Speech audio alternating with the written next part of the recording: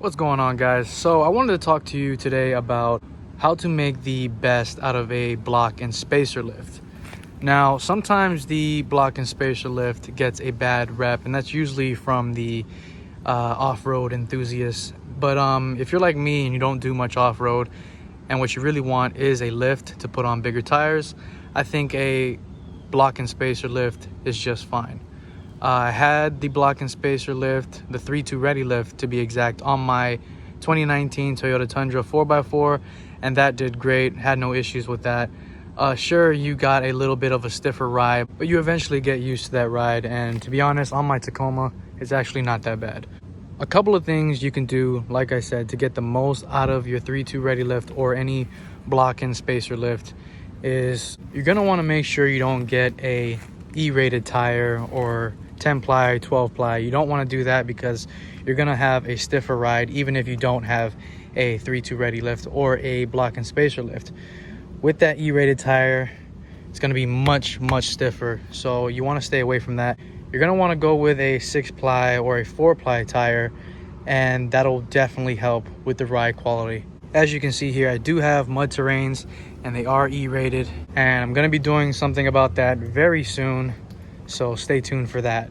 Another thing you can do to help increase the ride quality is keeping a maximum of 35 psi in your tires. Some people put 38, 40, and that's definitely going to stiffen up the ride. Yeah, you're going to want to stay between 31 and 35 psi.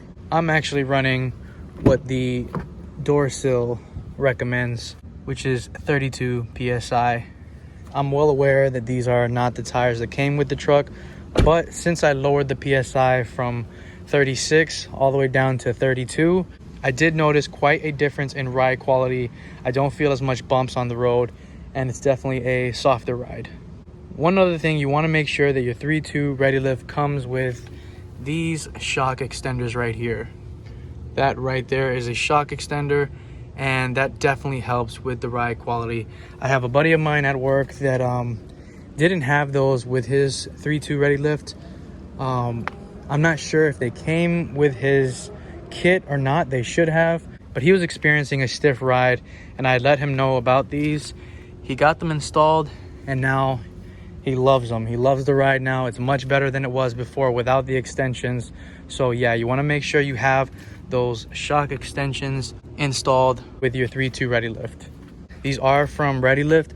If you have, let's say, Supreme suspensions, block and spacer, I'm not sure if you can just add that to the shock. I would think you can, but you definitely want to do your research and make sure that that's compatible. Now, the most important thing on this list, there are a lot of people who say they get a 3.2 Ready lift and all of a sudden they feel a vibration or a shudder.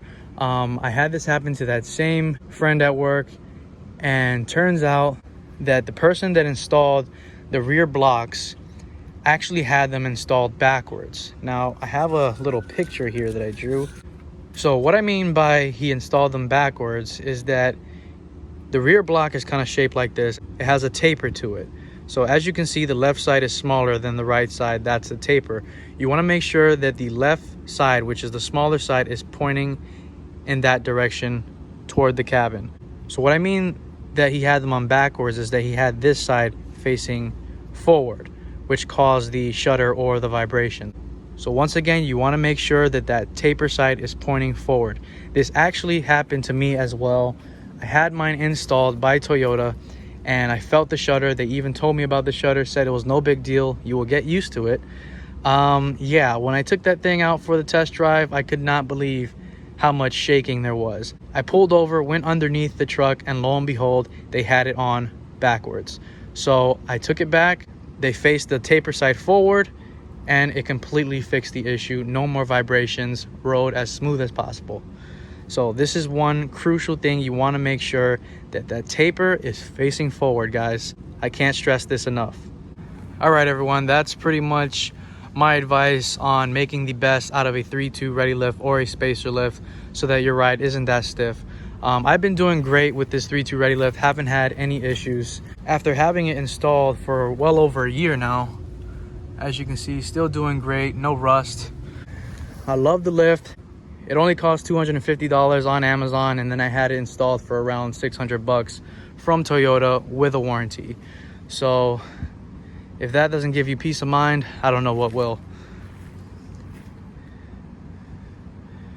Like I said, guys, I went with the 3.2 Ready Lift for 1, the price, 2, the quality of Ready Lift, and 3, I'm not looking to go on some serious off-road trips or anything like that.